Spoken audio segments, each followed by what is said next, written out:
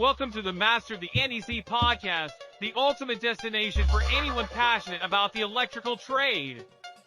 Whether you're a seasoned electrician, an eager apprentice, or just someone who wants to dive deep into the world of electrical work, you've come to the right place. Join your host, Paul Abernathy, a true authority in the industry with over 38 years of trade experience, as he electrifies your mind with in-depth discussions, expert tips, and valuable insights that will keep you ahead of the curve. Each episode, Paul will illuminate the complexities of the trade, decode the National Electrical Code, and share the latest industry trends, all while empowering you to take your electrical career to the next level. So, gear up, plug in, and get ready to supercharge your knowledge, because with the Master the NEC podcast, the power is in your hands. Now get ready. Here is your host, Paul Abernathy.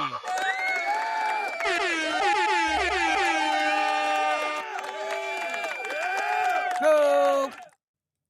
Hey everybody, Paul Abernathy here. Welcome to Master the NEC podcast, where I talk about all things electrical. Doesn't matter what the topic is, whether it's talking National Electrical Code, electrical industry, advancement, promotion, hiring, firing, whatever it is. If it's electrically related, I'm your guy. Thanks for joining. You can listen to any of our podcasts. We have over 1,000 episodes available on all of your popular podcast listening platforms: Spreaker, Spotify, Deezer, iHeartRadio, Google Podcast, Apple Podcast, whatever one you like. Podbean, just go search for Master the NEC podcast, and I'm sure if you just kind of scroll through the topics, you'll find something that you can enjoy, whether you're on the road, you're on break, you're in the shower, whatever floats your boat. We've got an episode that probably will tickle your fancy. Now, let me start today's episode with a simple statement. Okay, very simple statement, because I'm hearing a lot of buzz out there about this topic, and I want to make this statement.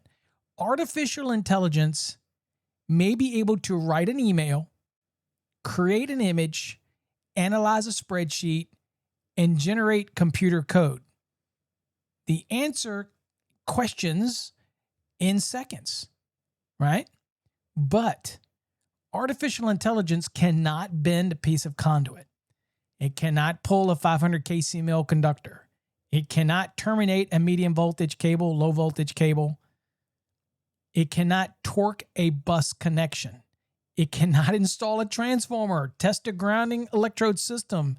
It can't commission a generator or troubleshoot a failed electrical distribution system at 2 o'clock in the morning. Every artificial intelligence system in the world depends on one thing before it can accomplish anything: electricity. Not theoretical electricity, not electricity on a computer screen, real electricity, real conductors, real transformers, real switchgear, real overcurrent protection, real grounding and bonding techniques and understanding, real cooling equipment, real emergency power, and real electricians who know how to install it, maintain it, test it, troubleshoot it, all of those things. Ladies and gentlemen, we may be witnessing the beginning of the largest electrical construction boom of our lifetime. Welcome to the AI data center gold rush, folks. Okay? Welcome to that. Yeah.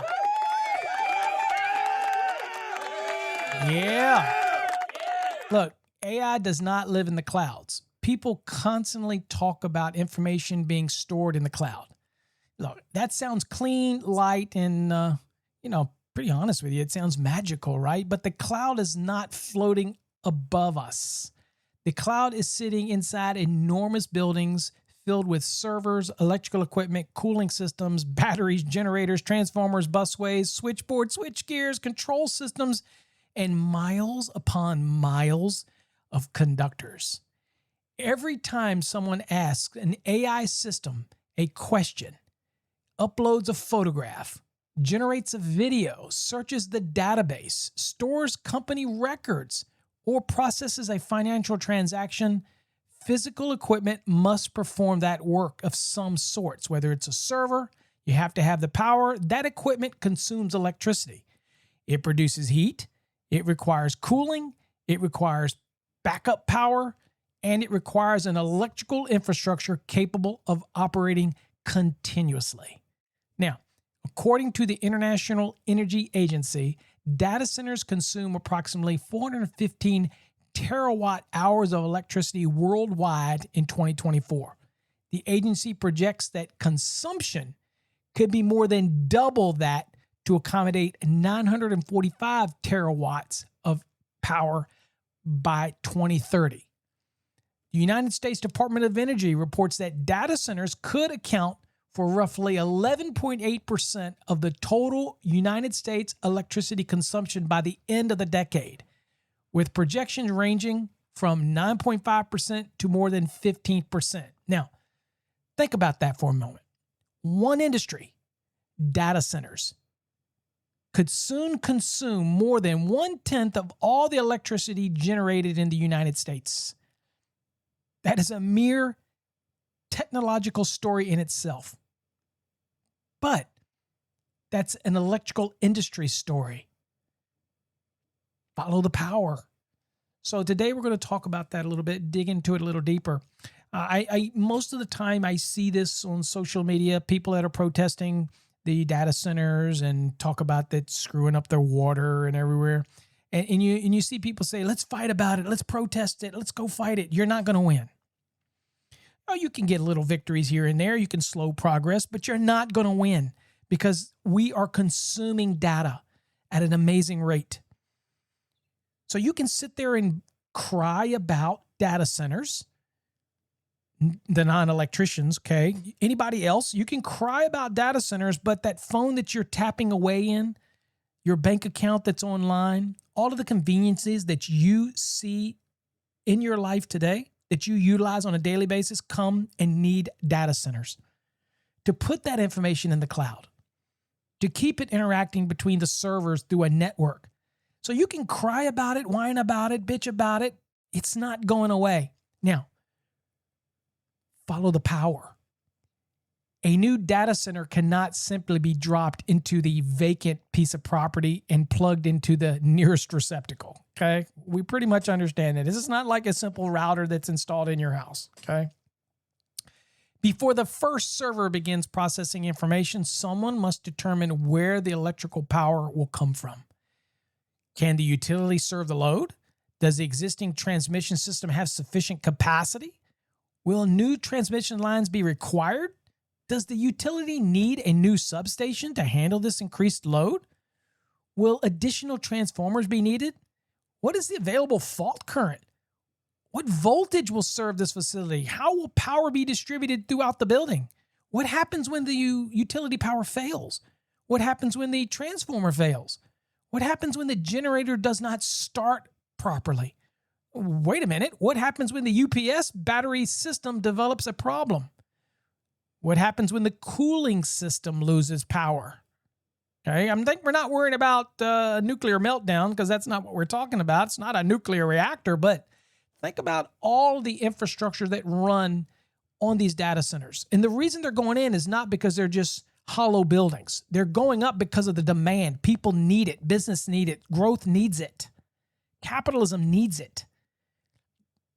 So whether you like them or not, they're going into areas. You can't just simply put them all out in the middle of nowhere so it doesn't impact anything, because that also has dramatic impacts on getting the power from point A to point B and getting the data storage necessary to you. So if the jurisdictions approve data centers, it's not just, oh, we're just doing it. And you can argue that there's political involvement and there's other things involvement or whatever. The local people are going to cry and moan. It doesn't matter. You're not going to appease them. The tree huggers, I like to say, are going to do that anyway. I am an innovative guy. I'm always moving forward. I believe in technology. If they put a data center across the street from me, I would not have a problem with it because I understand it. I can't change what's taking place, right? So, you know what? The server racks may receive the public attention, right? That might be what everybody talks about. Oh, the servers, there's so many servers to run that. But the data center lives and dies by the electrical infrastructure. A modern data center may require utility substations, medium voltage distribution, transformers, switchgear, switchboards, panel boards, busways, generators, automatic transfer equipment, uninterruptible power supplies known as UPS systems, energy storage systems, grounding systems, lightning protection, monitoring equipment, fire pumps, cooling system equipment, and sophisticated control systems. That does not stop after the construction. These things continually need to be advanced and established and maintained and upgraded in this facility as it grows, as technology is just rapidly changing. Now, these facilities need preventative maintenance, okay? Infrared scanning, breaker testing, battery testing, generator testing, power quality analysis, protective device coordination, selective coordination, arc flash studies, equipment replacement on an ongoing basis, emergency services when needed, and continuous system monitoring. That means that opportunity for electrical contractors, utility workers, engineers, inspectors, testing companies, commissioning agents. We have the thermal electrician.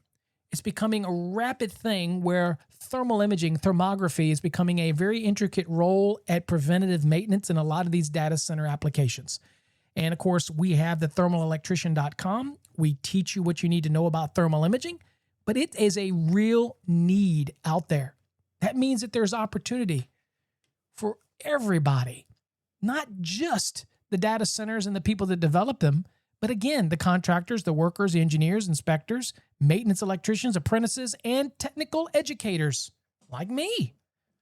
Now, here's the issue here. The electrician shortage meets the AI boom.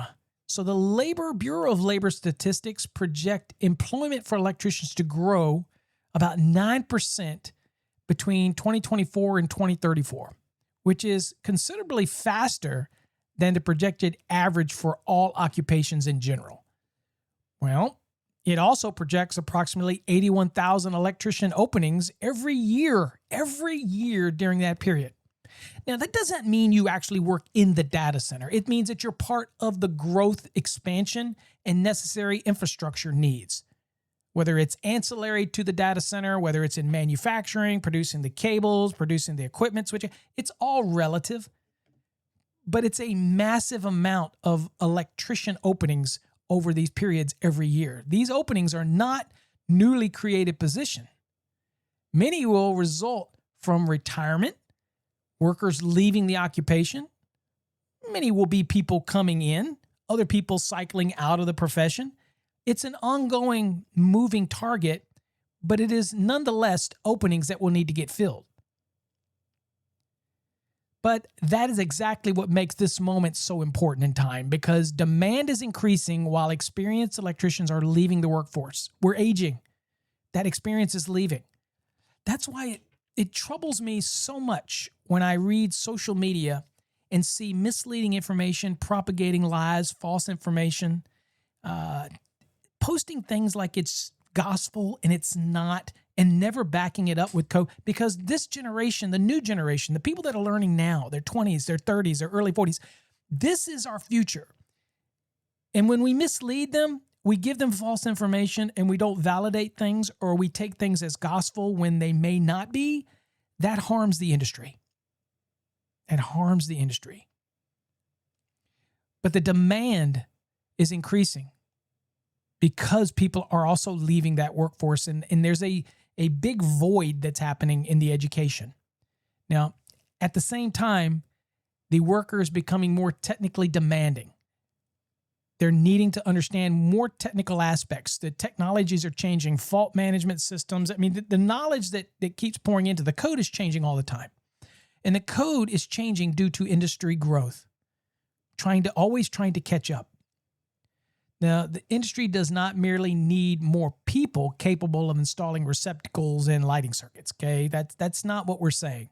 When it comes to data, when it comes to data centers and the industry as a whole, we need electricians who understand large electrical services. We need more that understand medium voltage systems, transformer knowledge, generator knowledge, UPS systems now, energy storage systems, ESS systems, adequate grounding and bonding, understanding selective coordination and understanding how to work with the manufacturer who will generally offer you selective coordination as part of equipment selection, and understanding that is available to you. understanding available fault currents, power quality, arc flash hazards, energy management systems as a whole. These are complex control systems that rapidly electricians are specializing in.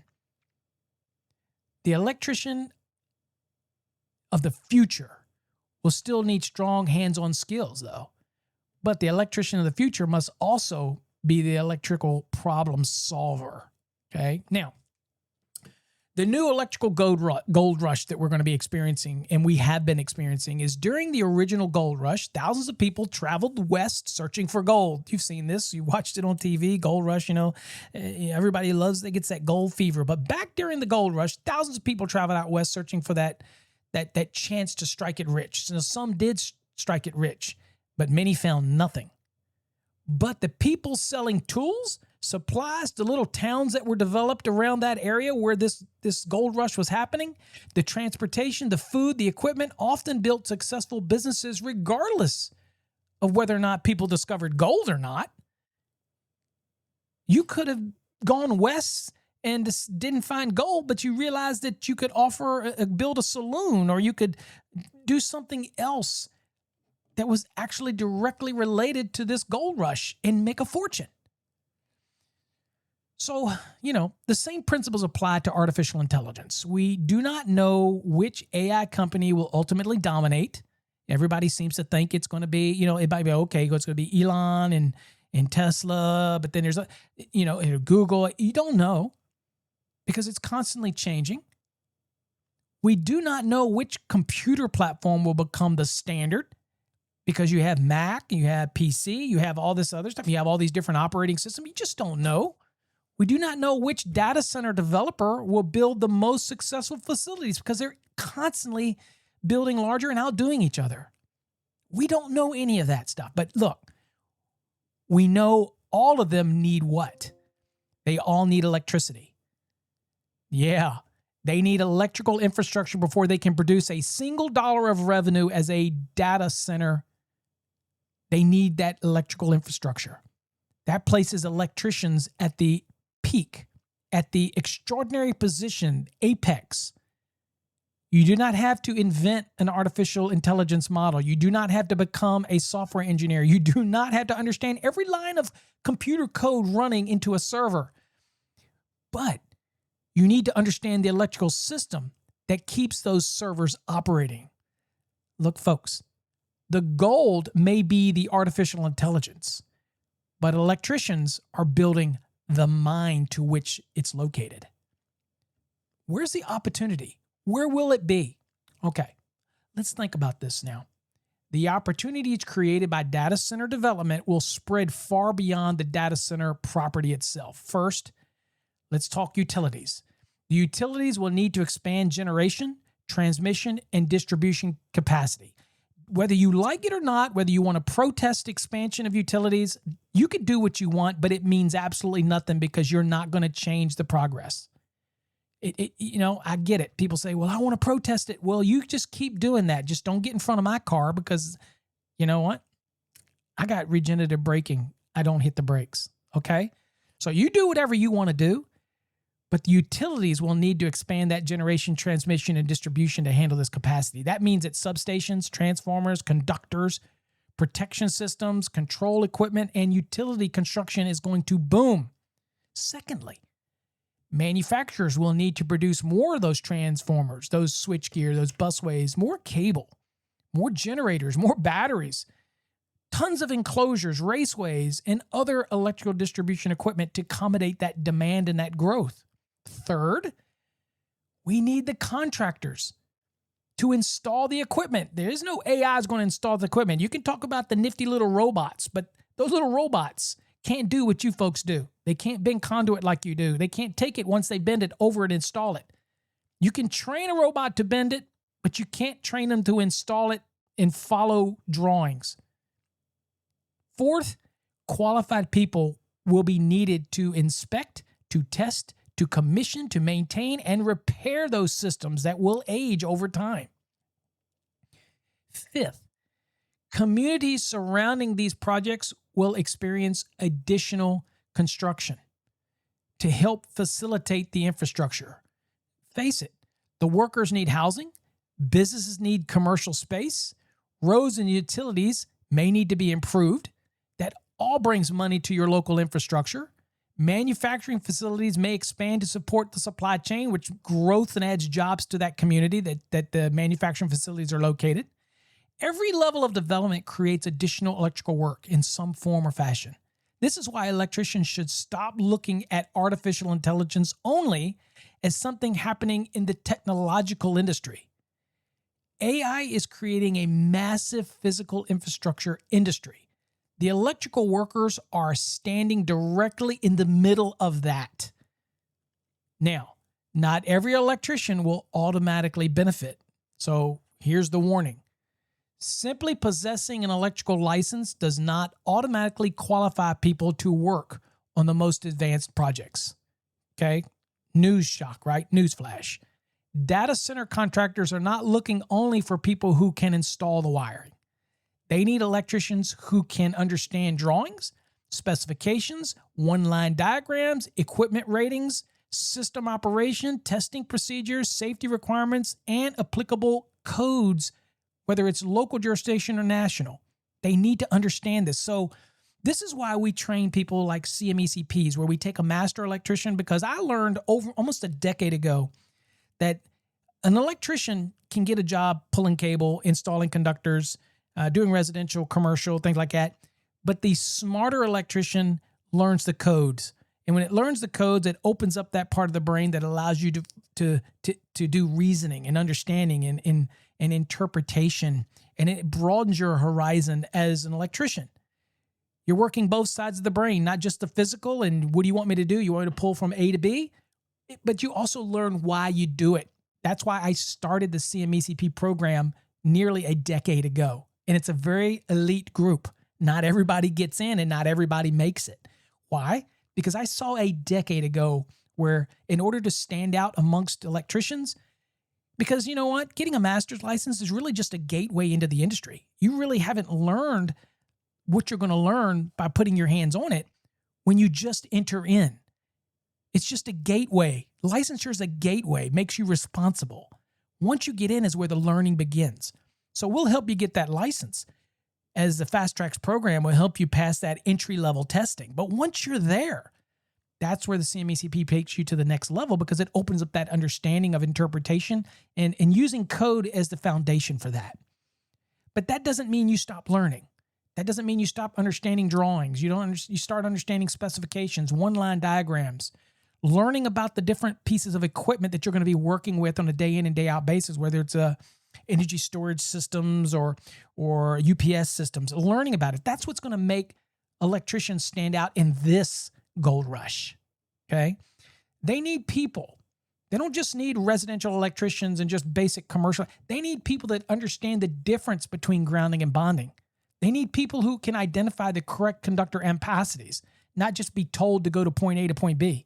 They need who understands adjustment and correction factors when it comes to the conductors to make sure that the engineer who's designed it properly, because everybody makes mistakes. So they're in second set of eyes. That's the kind of electrician that we're trying to get to.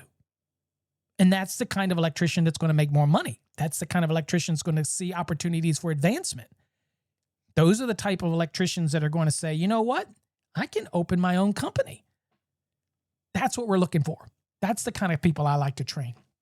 If you just want to be a cable jockey and that's all you want to do, that's fine, as long as it pays your family and feeds you're a success if you can work every day, pay your bills, come home and have a happy life.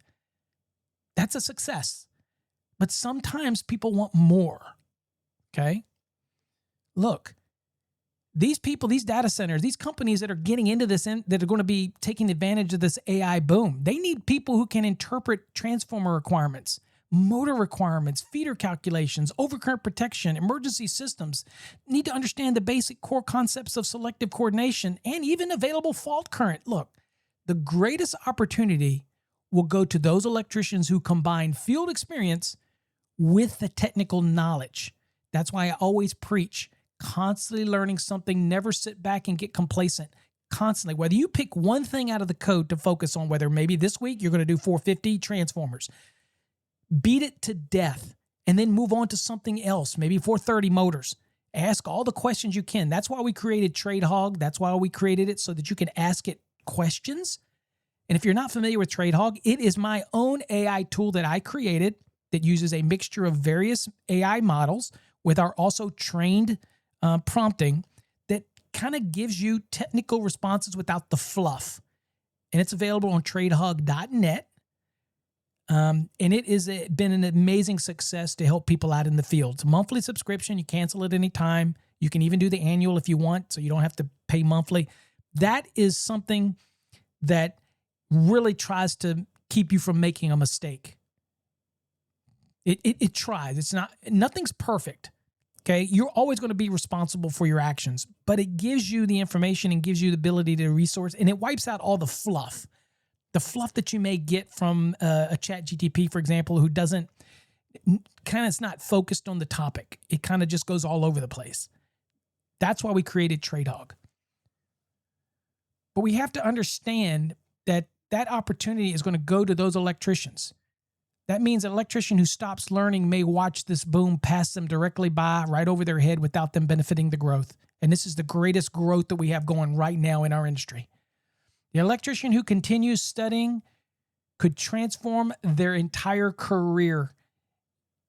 Rather than waiting 3 decades to do that, you can literally transform your growth overnight.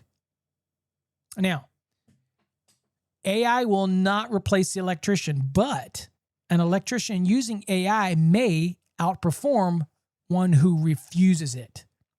This brings us to the second side of artificial intelligence revolution. AI is generating unprecedented amounts of electrical work in the industry. I can tell you, as a wire and cable manufacturer, one of our main focuses, and we are the world's largest wire and cable manufacturer at Prismium, I can tell you that a main focus is us in data centers. Even though we probably pound for pound produce more wire and cable than any company in the world, we are so centrically focused on data center because of this amazing growth that we wouldn't be in it. We wouldn't have Prismium investing in AI technology if we weren't in it, because we understand it. And again, all of that sounds great, but you know what? It can't be powered by water. It needs electricity. Okay? And I know there's some little twit out there that's going to say, well, technically by water, if it's steam, it isn't. Shut up. You know what I'm saying. God. I'm always surrounded by people who want to pound their chest on me, and I'm just trying to bring information to the industry, but they become haters. Get over it. If you don't like what I say, don't listen. I'm not here to cater to you. All right, so AI is generating unprecedented amounts of electrical work, but AI can also help electricians become faster and more effective technical researchers. Imagine that you're standing on a project and need to determine whether a conductor requires ampacity adjustment. Think about this. You may need to identify the number of current carrying conductors, the ambient temperature, the conductor's insulation rating, the equipment termination limitations, and applicable code addition. Perhaps you're reviewing a transformer installation and need help organizing the primary conductors, secondary conductors, and overcurrent protective requirements. Maybe you're even interacting with an inspector and he has issues and he issued you a correction and you want to understand the applicable NEC section before you respond to the inspector. How do you do all this if you don't have this extra knowledge? Perhaps you're dealing with the cable tray, emergency system, motors, generators, grounding and bonding aspect, maybe even hazardous location that's bridging into a non-classified hazardous location area, energy storage. Maybe it's an EV charging equipment that's located at a facility. You should always verify the final answer using applicable code, the equipment listings, the manufacturer's instructions, and project specifications, and understanding any changes that may be applicable into the authority having jurisdiction. But there is no reason the research process must always begin with a 30 minutes of flipping through the code book and searching unrelated internet pages that may mislead you and take you down a rabbit hole. Now, this is kind of a segue. I do have to mention this was my key goal when I created TradeHog. So people say there's other models out there, there's other tools, there's ChatGTP, there's Grok, there's all of those are designed to bring back various responses that you can't control the intensity of the response, the narrowness of the response so that it kind of tailored to what you need. This is why we created TradeHog. It was built for the trades. Our TradeHog, if you've never heard of it before, I built this from the ground up, and it uses a proprietary mixture program that allows me to pull from various search models and then tailor it down specifically to the trades. So it's an AI-powered technical assistant created specifically for construction. It is part of Electrical Code Academy family of products, and it was developed to provide trade-focused and code-focused assistance rather than some generic internet response that you've got to weed through. And again, if you ask it a second way, it gives you a different response. That is very common. You can ask TradeHog a detailed electrical question using the actual facts from the installation. For example, I could say, I have 9 current carrying 12 AWG THHN conductors installed in EMT in a 40 degrees Celsius ambient temperature. The equipment has 75-degree terminations. What adjustment and correction factors apply under the 2023 NEC? Or you could say, I have a 75 kVA 480 volt to 208 Y 120 volt transformer. Help me organize the primary conductors, primary overcurrent protection, secondary conductors, and secondary overcurrent protection requirements. Now, think about this. You could be searching through the code because if you're going to transformers, you're going to 450. And then you're trying to get to overcurrent protections, you're going to 240. Then you're going to secondary conductor rules, and you're trying to find the limitations there. And you're all over the place. And you're thinking, where do I go?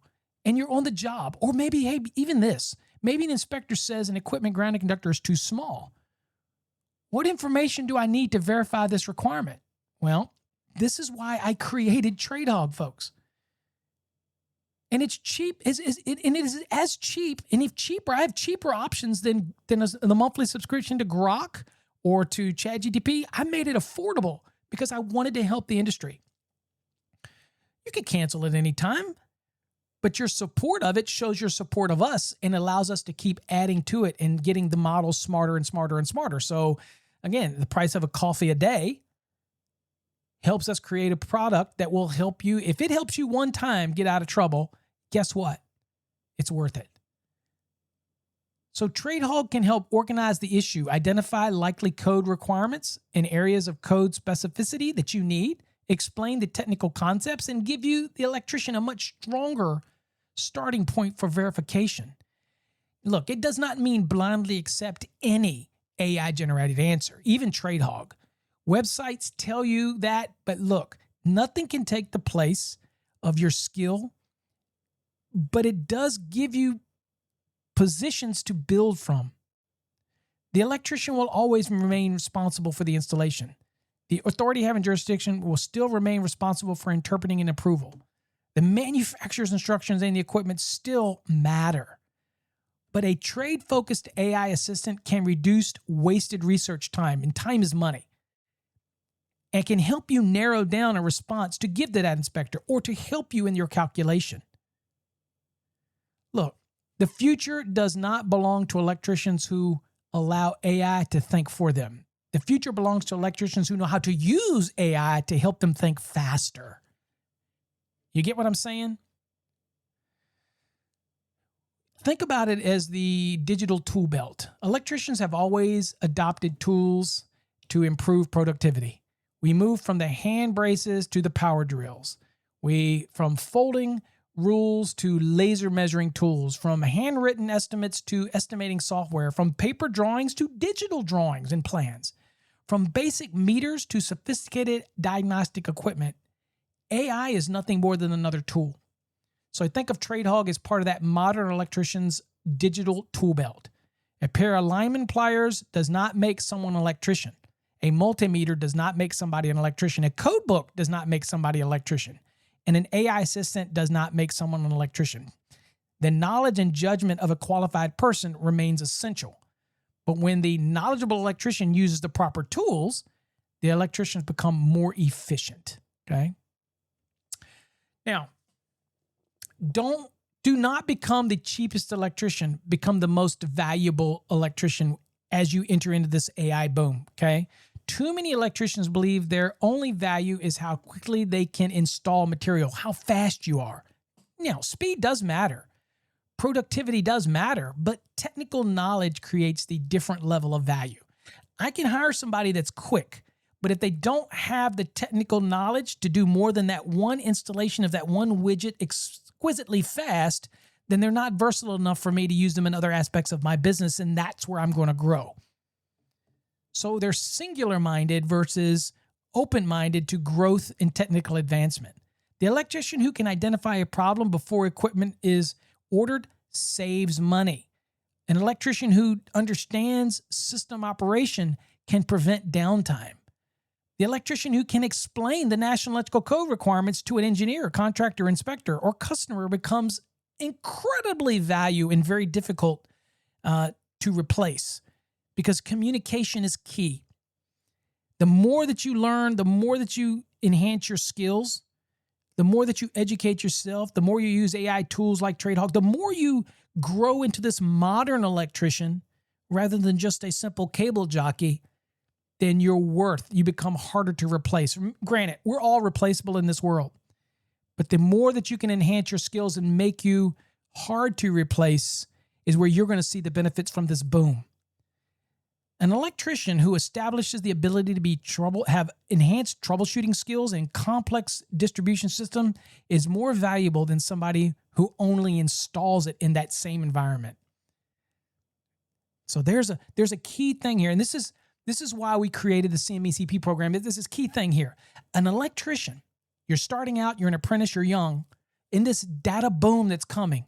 An electrician who can combine those field skills, their code knowledge, communication ability, and understand how to use modern technology will have opportunities that did not exist for previous generations. Do not compete to become the cheapest electrician on the project. Become the electrician who understands what everybody else is installing. You've heard me say that, right? It's one thing to install it and blindly run a raceway from point A to point B than it is to be that kind of electrician that understands why I'm installing it from point A to point B. What an electrician should do right now, in my opinion, is first strengthen your understanding of the National Electrical Code. If you've already got your license, we have a course called Mastering the NEC. You need to get that course. It never expires. It's always a resource in your pocket. And you can go back, and you should constantly go back and learn. Companies can do little lessons out of it. There's always something in it to learn. Regardless of whether you use our program, Mike Holtz, or somebody else's, constantly keep learning. And NEC, I hate it when people say, well, I don't need to know the NEC. It's in the book. You are ignorant. You can read something and blatantly not understand it or comprehend it just because you have the book. You have to be engaged in it to understand it. Okay? We're not talking, do not merely memorize isolated rules. Learn how the code is organized and how requirements work together. Secondly, improve your knowledge of grounding and bonding. The second most popular course that we offer is our grounding and bonding course on our website, because people can mess up grounding and bonding, and they literally think that they're doing more makes it better, and ultimately are doing more harm than good because they don't truly understand it. And it sounds so simple, but it is grossly misunderstood. Now, I serve on Code Making Panel 5. I can tell you that that's some of the smartest people that I've ever met that serve on that committee. They're there for a reason, and they do an amazing job. But you'd be surprised how people are so confused at grounding and bonding. They just are. And you think it's easy. Sizing equipment bonding jumpers, equipment grounding conductors, system bonding jumpers, supply side bonding jumpers, sizing parallels. They think it's easy. But that one big mistake could cost you a lot. And it's one of the most misunderstood areas of the electrical industry, and they become even more important in large, complex facilities. Third, and I've said this before, learn electrical calculations. Understand conductor ampacity. We have a free course on ampacity over on our necchat.com. That's necchat.com. It's free. It's a message board. It's free. Go check it out. You can do the course over there. It's free. It doesn't cost you anything, but you can also learn there. We have a guy named Josh there, young electrician. It's learning. He likes to post a lot of code questions. It's a great opportunity to expand your knowledge, and you should constantly be seeking that knowledge. I don't care how tired you are. I don't care if you work 10 hours a day, 12 hours a day. You ain't alone. You're not the only one. Nobody gives you any pity. You're working. You're hustling. Okay? Suck it up and get to work. I did it. You can do it. I tell people all the time, you work your ass off in your 20s, your 30s, and early 40s so you can enjoy life in your 50s and 60s. Because that's only two things are guaranteed in life, and that is death and taxes. And you're not going to get away from paying your taxes, and death, you never know when it's coming. Enjoy life while you can. But you know what? People say, well, I don't want to work as hard when I'm younger because I want to enjoy life. That is bullshit. We're not put together that way. You work your ass off in your 20s and 30s and 40s so you can enjoy your 50s, your 60s, and if you're blessed enough to live in your 70s, that's where you enjoy it. Because you know what? If you're not working your ass off in your 20s, 30s, and 40s and you ain't got nothing and you ain't making nothing, then life is miserable because you're always chasing that next dollar. I'm just saying. Fourth, become comfortable reading one-line diagrams and equipment specifications.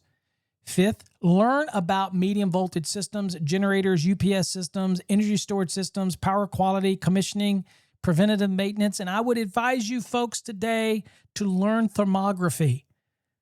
We have two great courses on our website. One is the CMECP programs was directed from that, which is actually called the Thermal Electrician Program. Certified Thermal Electrician. That was actually derived out of the CMECP program. And then we have normal thermography, if you want to know the basics. Both are available on our website. Both will teach you thermography. I'm just saying, if you want to get certified in it, then you can do the CTE route, and that's a great program. Doesn't matter which thermal camera you use. It is really designed to teach you the fundamentals and the basic understanding of temperature differentials rather than just give you a bunch of pictures that, it doesn't matter what palette you're on. If you're using a thermography camera, you've got so many different palettes and you'd have to explain every one of them. Well, it's easier if we just talk about temperature and devoid it of a bunch of images, because that just doesn't do anything but serve to confuse you. Because if you want to look at an image, you've got your own camera. Look at the damn screen. We want to talk temperatures. And that's what separates our program, because we don't put that other fluff in there.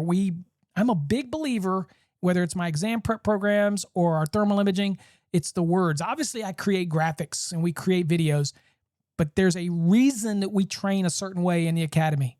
There's a reason. Reading comprehension is the number one thing that kills people's ability to learn. And we focus on that heavily in our system. It's called ballistic training.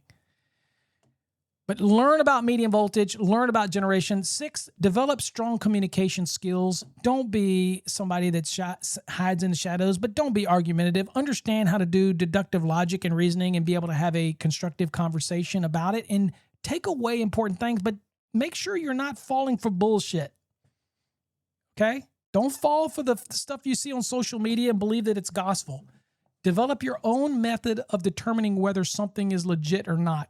And again, that's where TradeHog comes into play. It just really narrows out the BS. So the best technical answer has little value when you cannot explain it clearly. Finally, begin using AI responsibly by doing the research in the learning tool. That's where TradeHog comes in. That's where you try Chief Hog, which is our interactive system over on tradehog.net.